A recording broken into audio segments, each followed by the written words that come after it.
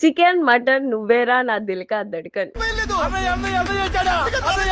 Welcome back to my channel. Hi, hello, నమస్కారం, అస్సలాము అలైకుం, వనక్కం, ఆదాబ్.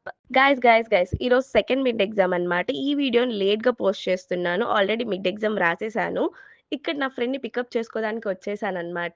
మీకు లాస్ట్ వీడియోలో చెప్పానా ఒక స్టోరీ షేర్ చేసుకుంటానని. స్టార్ట్ చేసేద్దాం రండి. నేను 15థ్ రోజా ఉన్నానన్నమాట. ఆ రోజు నేను కాలేజ్‌కొచ్చాను. వచ్చిన రోజు ఏమైందంటే 10 మినిట్స్ లేట్ అయింది. మ్యామ్ నన్ను బయట నిలబెట్టారు. నాతో పాటు ఒక 15 మెంబర్స్ బాయ్స్ ఉన్నారు. వాళ్ళు కూడా కొంతమంది ఫాస్టింగ్ ఉన్నారు. నేను చెప్పాను లైక్ నేను నిలబడలేను. నాకు ఫాస్టింగ్ ఉన్నాను. కళ్ళు తిరుగుతాయి మ్యామ్. నా వల్ల కాదు. క్లాస్‌లోకెళ్తాను. సార్ దగ్గరికెళ్ళి పర్మిషన్ తీసుకుంటానని కూడా నేను చెప్పాను. అయినా సరే నువ్వు బయటే వెయిట్ చేయాలి. స్టెప్స్ దగ్గరే కూర్చో. లోపలికైతే పంపియను అని అన్నారన్నమాట. పీకల మీద దాకా కూర్చున్నారు. అయితే నేను పాస్ తీసుకొని నేను ఇంటికెళ్ళిపోతాను. నాకు కళ్ళు తిరుగుతున్నాయి అనేసి చెప్పేసి ఇంటికొచ్చేసాను.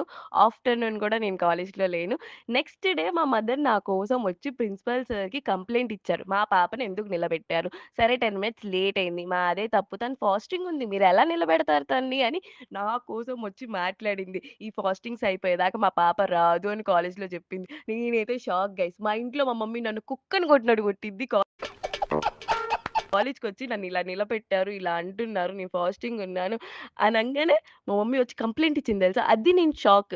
ఎంతైనా అమ్మీ లవ్ అమ్మీదే గైస్. ఎవరు అసలు అక్కడ బీట్ చేయలేరన్నమాట. ఈ ఇష్యూ జరిగి లాస్ట్ ఇయర్ అన్నమాట. థర్డ్ ఇయర్ అప్పుడు. అందుకని ఈ ఇయర్ నేను మళ్ళీ ఫాస్టింగ్ ఉండేటప్పుడు ఫైనల్ ఇయర్‌కి ఈ స్టోరీ నాకు గుర్తొచ్చేస్తుంది ఊకే. ఫస్ట్ డైలాగ్ నచ్చితే మీ లవర్‌కి ఇంకేమైనా మీ ఫ్రెండ్స్‌కి ఇంకా ఫన్నీగా అనిపిస్తే వాళ్ళకి కూడా షేర్ చేయండి. మర్చిపోవద్దు.